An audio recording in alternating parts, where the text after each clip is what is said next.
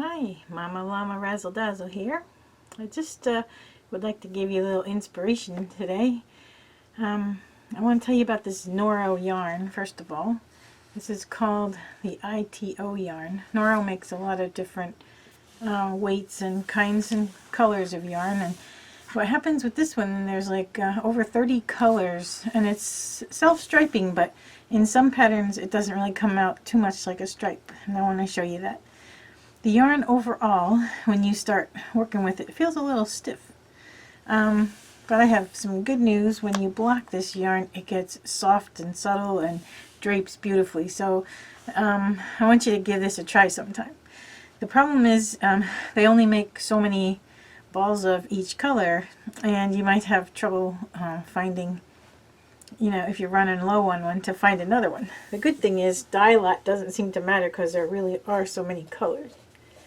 So I started out wanting to try 2 shawl patterns out. I will give you the links to these patterns. This one is called NightShift, and this particular pattern has a lot of different colors in it. The way they write the pattern out tells you when to use which color, so that's really good. But with this Noro yarn, I didn't feel like I needed to change any colors, so I just knit the whole shawl just with the colors as they came in the ball.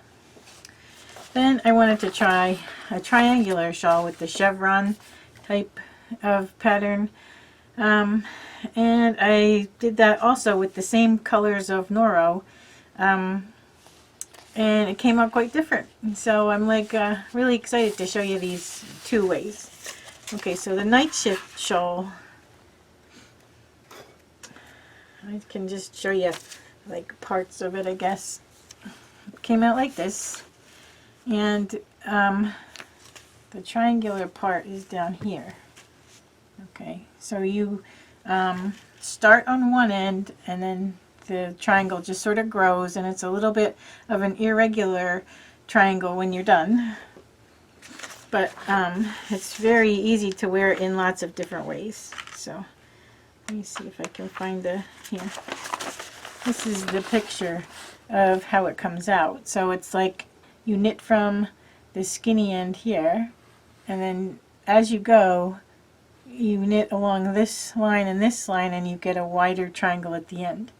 The really cool part about this pattern is the edges are finished with I-cord, and I thought, oh man, I'm gonna have to put that I-cord on after I'm done, but actually as you go, every row you make a part of the I-cord. So the only time that you're actually finishing the edge with an I-cord is when you take the stitches off, and it's a little bit of a long process to take it off, but when you're done, it's totally finished, and the I-cord is on all 3 sides, and it is really beautiful, and that I-cord doesn't roll. So this is a really fun pattern. I'm also trying this pattern. While I'm showing you this, I just want to show you one other thing. I'm trying this pattern in a yarn from Lion Brand called Ferris Wheel, and it's another kind of variegated yarn, but they're really subtle shades, and they all really go together. This is number 4 on the weight, so it's like a worsted weight. And the really good thing about this is it's 100% acrylic, so you can put it in the washer and dryer. The Noro yarn happens to be 100% wool or some silk mixed in, but you have to either dry clean it or very gently hand wash it because it will felt really easy.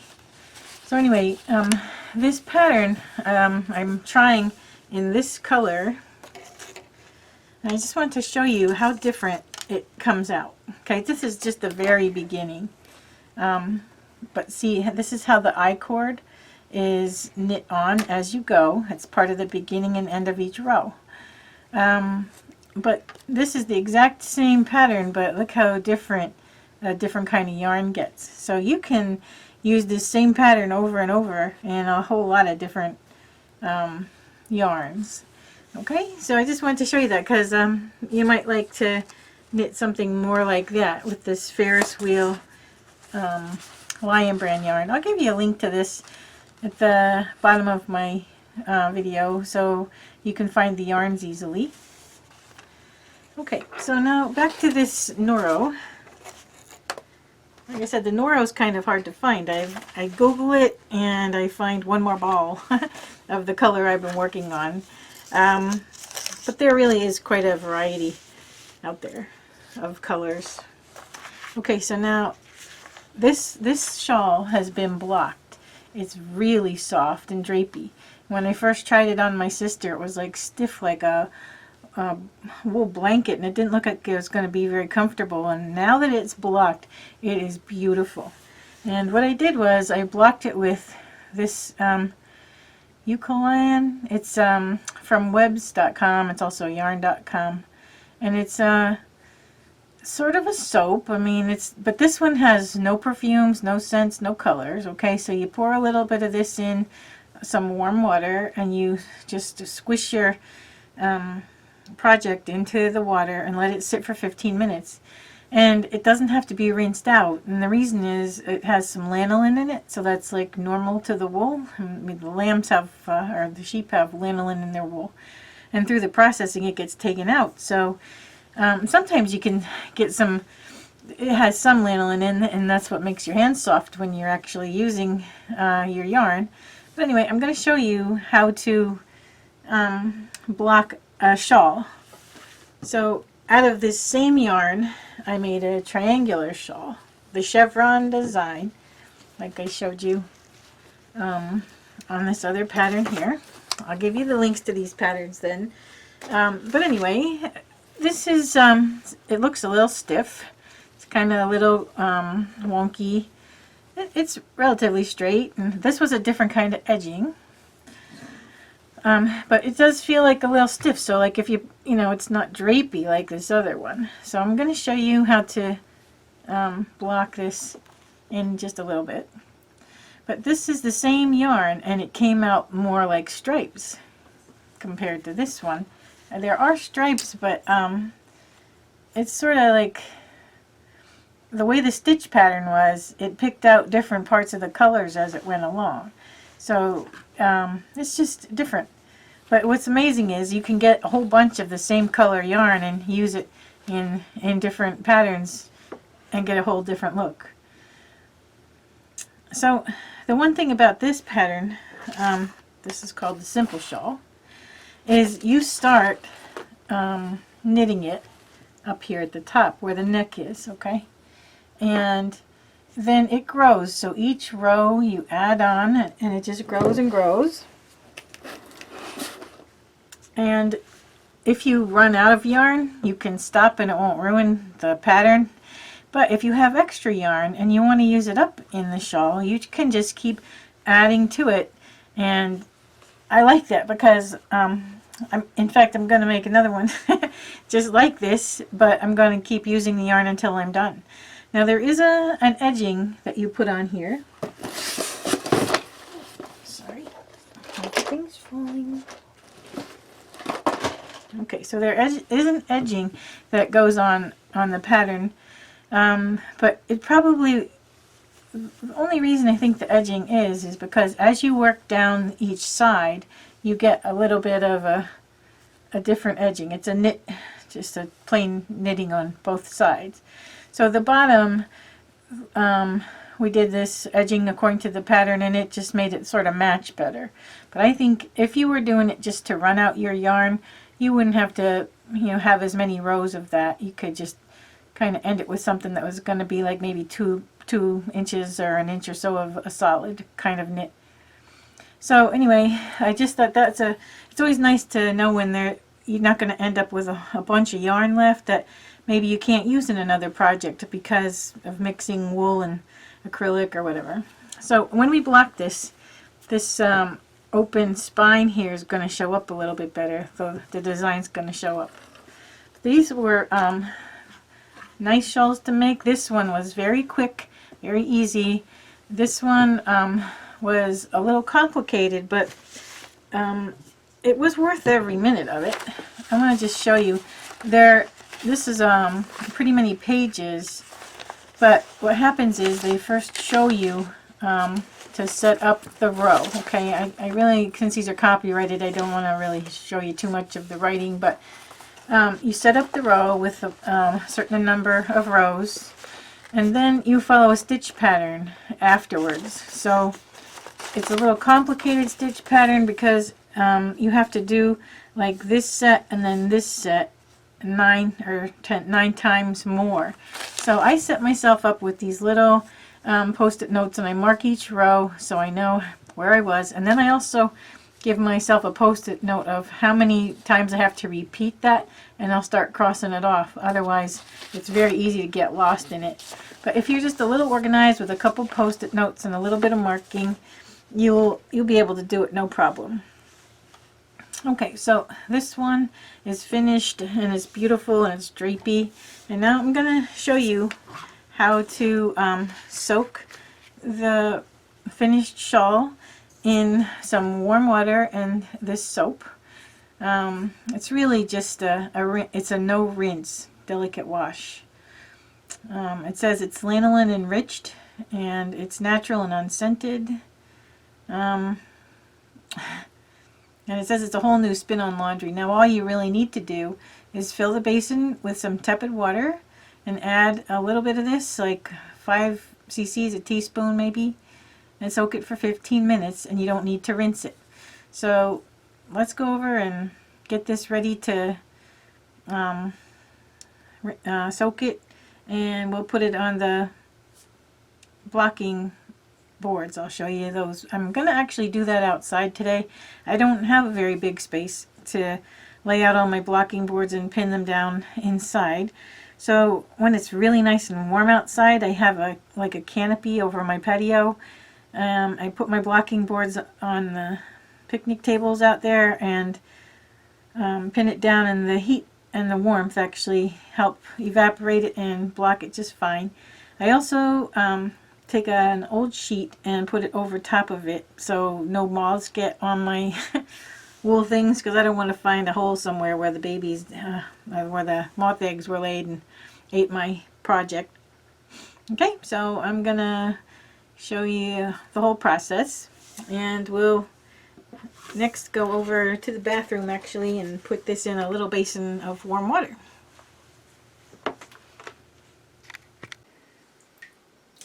Okay, so I have filled this wash basin, it's just a new dish basin, with water that's just warm, very tepid warm, and I'm just going to pour about a teaspoon of this washing fluid in. Gonna stir it around a little bit. Okay, and then I'm going to take the shawl. Now once this is wet, we do not want to handle it much, because what happens to the yarn is it gets in its most weakest state when it's wet. Okay, so I'm just going to put it in here like that. We do not want to agitate it, rub it. We don't want to make the yarn mad, because it will start to felt, and then it's going to shrink and get all felted together, and we don't really want that. We're just going to let it soak there for 15 minutes, and then I'll show you the next part. Okay, now after 15 minutes has gone by, one of the really greatest ways to get the water out of any piece is to use a towel and kind of roll it up in the towel and then press on it gently. But I found a step that actually helps before the towel, and actually on my last shawl, because it was so big, I couldn't really imagine getting it into the towel and not agitating it or rubbing it too much. So I found this other method that works pretty good for me. And I'm just going to lift the shawl very gently out of the water. I'm not going to pull it, tug it, twist it, anything. And I'm going to lay it into a colander. So it seems to really help get the water out of it. So I'm just going to make sure we got everything nice and wet. And I'm just going to lay it into the colander. Okay, now that it has been in the strainer for a while, I'm going to just gently put it on this towel. And I'm going to open it to about that far. What really would be great is if you could lay it out in a single thickness and then roll it into the towel, but I don't have enough room or a towel that big. So I'm just going to put the towel over it and just roll it into the towel. Just going to gently press it to help dry it. And then I'm going to take that outside to our blocking boards. So we'll go out there next. Okay, I apologize for the air conditioner running out here, but it's a hot day and it's not going to go off, so I'm just going to start to show you what we're going to do. First, we have these, they look like puzzle pieces, but they're blocking boards. Now, a lot of times these are made out of rubber, so if you are allergic to latex, you cannot touch them. But this company, cheers to you, which you can also get at Knit Picks and Amazon. They have these blocks that are made out of EVA, so it is a non-latex, man-made, like a plastic foam. Okay, so how we just put them together. I'll show you that in a minute. But on our pattern piece, the very end of the pattern, it tells us how much this is supposed to be as far as the length. So the top of the shawl, where the neck piece was, that side has to be 66 inches. So say we only have like 54 inches, we're going to stretch it a little bit to match 66 inches. And luckily, these boards are marked off in 1-inch pieces. So they're a foot big, so you need 5 or 6 of these put together to get the length at the top. Then we will be able to know that from the back to the point, it should be 28.5 inches. So we got to at least have about 30 inches that way. So we use 3 or 4 of these. So we don't have to like put them all together and make too much. We can actually make it in this shape in a way, just with squares. So I'm going to put them together now. And these are numbered, so when you put them together, the lines line up. So you will have a straight 66 inches when you go by putting them together by the number.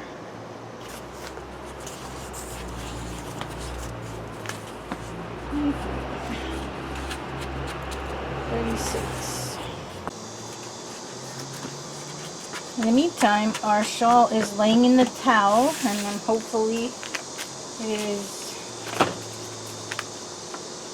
the towel's absorbing some more water.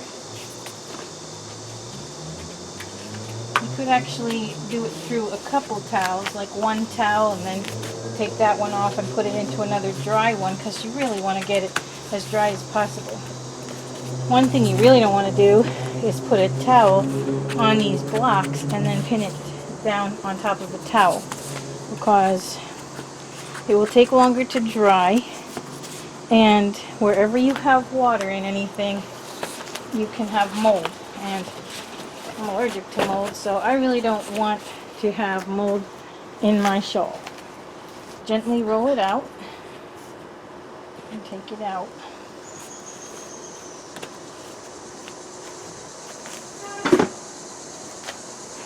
Then I'm going to find the top edge, which is here, and that is going to go up that way. Now, we still have a little problem with some rolling and stretching, so we have something called blocking bars, which are very helpful in getting shawl edges to be straight. And then there are also pins. These are, my pins here are ones that will not rust.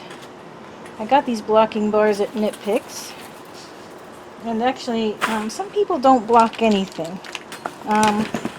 But I took the advice of Knit Picks, who said, really, if you will see such a big difference, and you'll be really happy that you took the time to block it.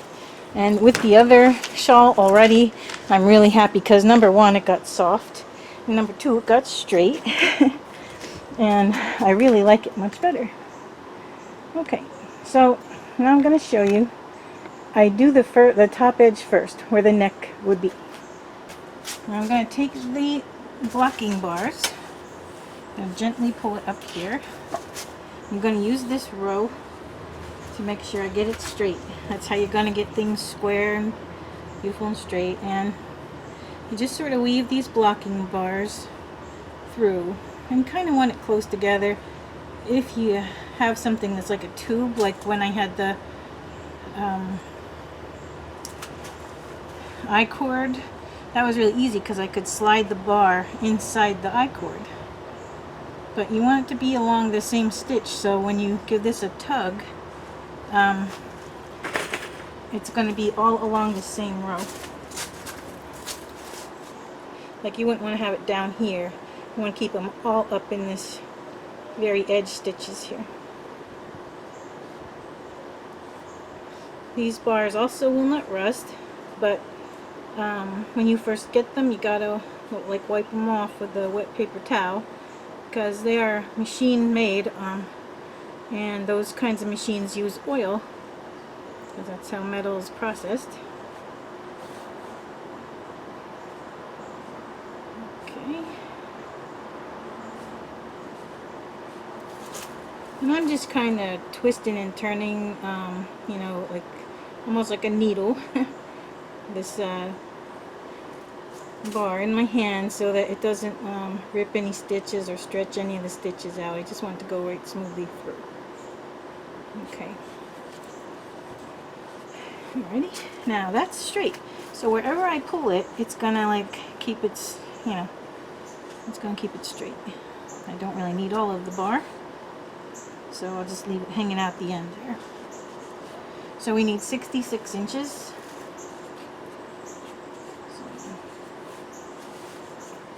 We got more than we need here. Let me just see where 33 would be for the center.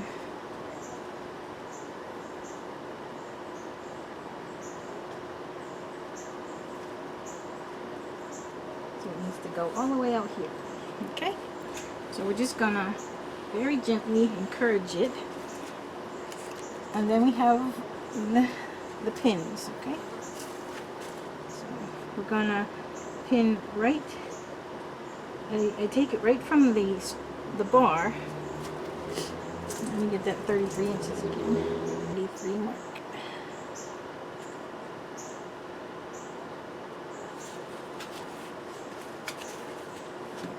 Okay.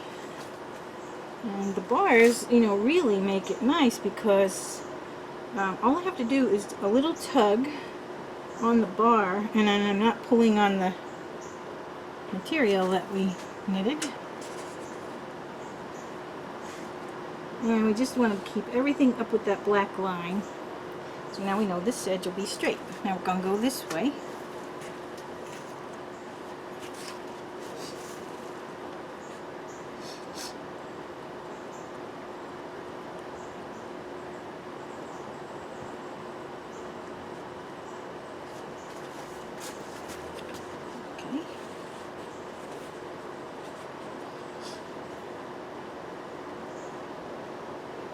And I really like my point to get pointy, so I always stick the pin in at the very point.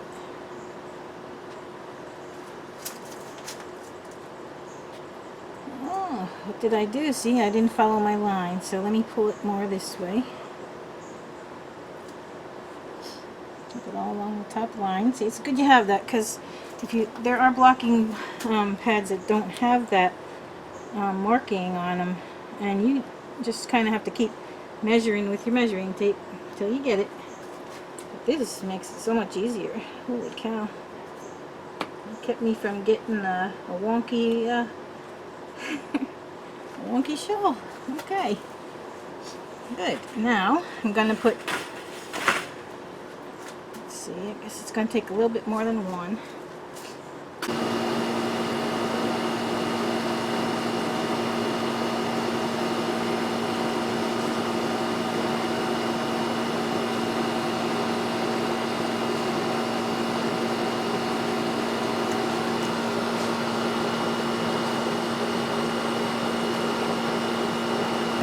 first thing we do is get the 28 inches. So down from this one.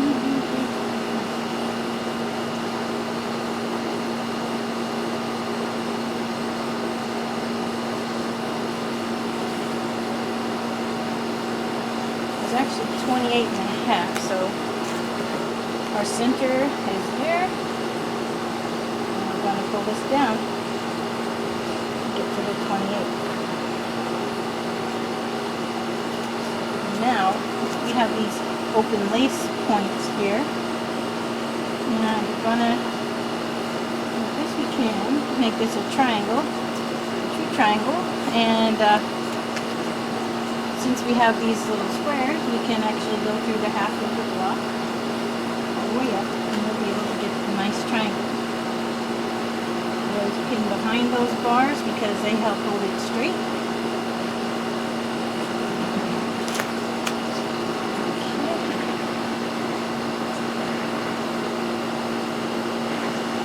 Good. Now we try the other side. Adjust this one again.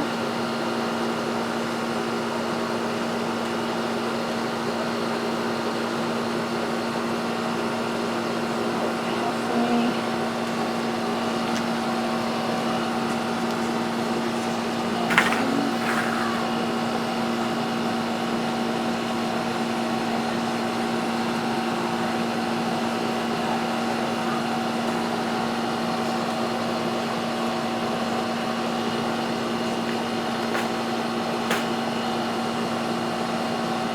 Now we're just going to let it dry.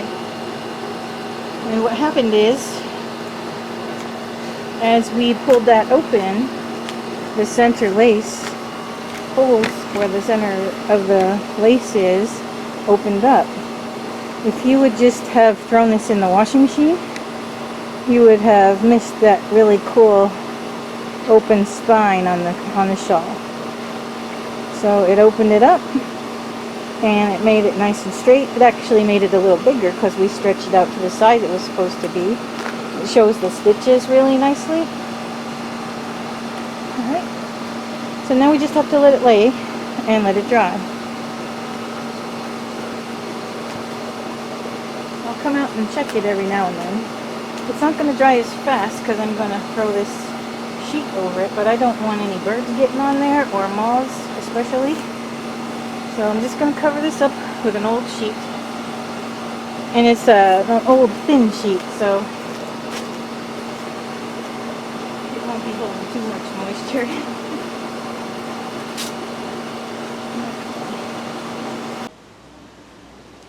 Okay, this is the shawl I was making with the Noro yarn. And I'm blocking it right now. It's all finished. It's really beautiful. That yarn was great to work with, and it has like 30 some colors just in one ball. This took about 2.5 balls till I got it done, and what I've got it on now is these squares. They are like puzzle pieces, so they fit together and you can make them just about any shape you need. From a latex allergy standpoint, cheers to you. Yarn Shop made these out of EVA, so there's no latex in there. It's basically imitation kind of rubber, man-made stuff. You will not have any reactions to that. And then I got these stretcher bars from Knit Picks, and rather than trying to pin every inch of this, you put these bars in. I should have gotten them, more close together, but it was so hot out here. It was the best I could do. So anyway, I've got these stretcher bars in, and then you put the pins behind them, so the pins pull it straight. This was really quite arched when I came out here, and kind of curled up and stuff. And there's an I-cord finish to the edges, which is really nice. But and it gives you actually something for the bars to stretch into. Anyway, I put this in a basin and put first I put tepid water, pretty cool water actually, in it, and then some soap that's actually from Webb's. It's just like 5 ounce or 5 milliliters, so it's like a teaspoon. And then I let it soak in there without agitating it or touching it for about 15-20 minutes. When I did that,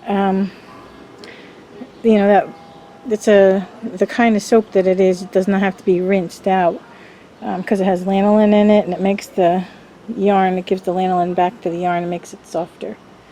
But when your garment is wet, the yarn is at its weakest moment, so you have to be careful not to pull at it or pull it up like a little bit at a time. You kind of have to get your hands under it and support it.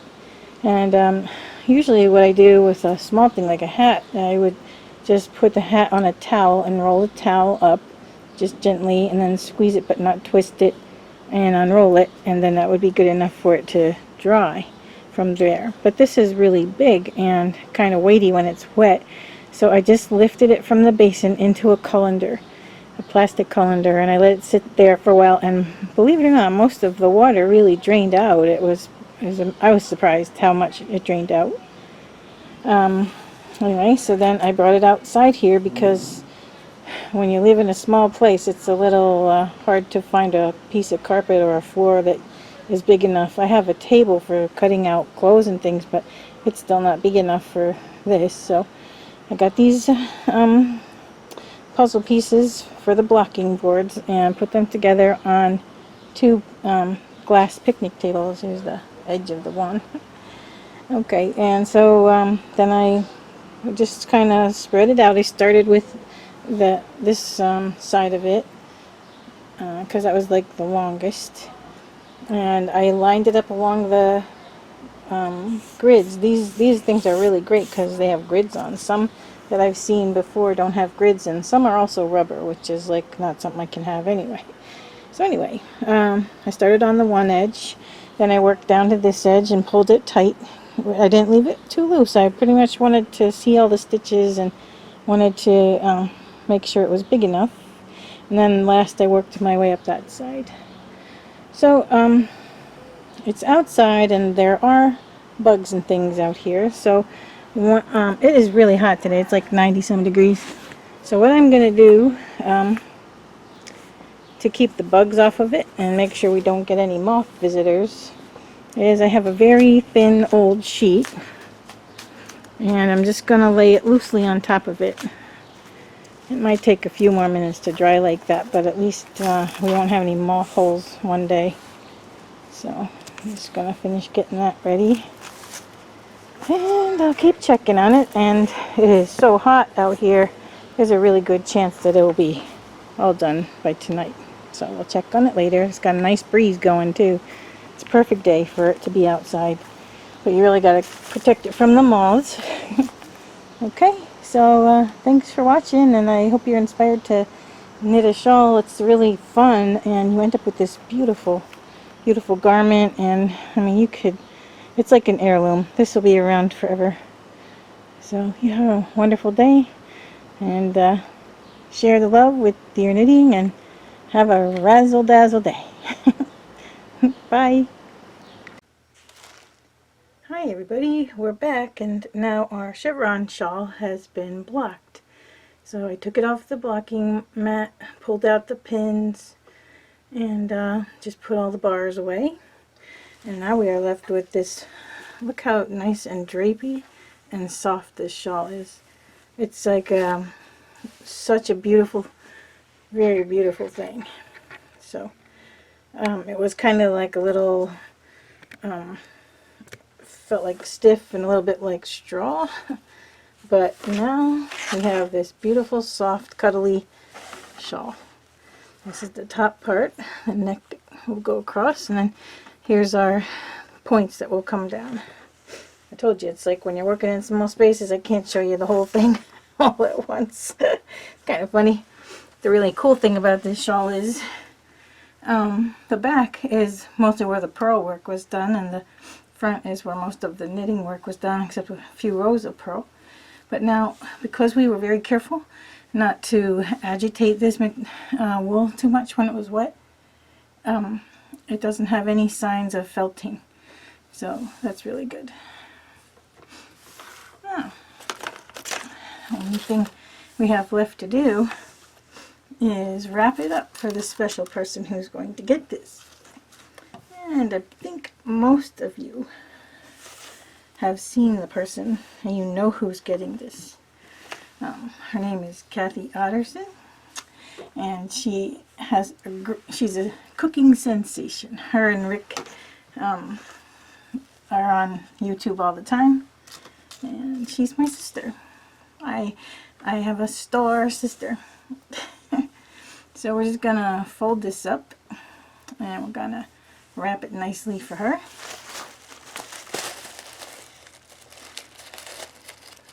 And she'll be surprised, and I think she's gonna like this a lot because she saw it while I was making it, and they're like a little bit worried about having something made out of wool because you can't wash it like you normally would.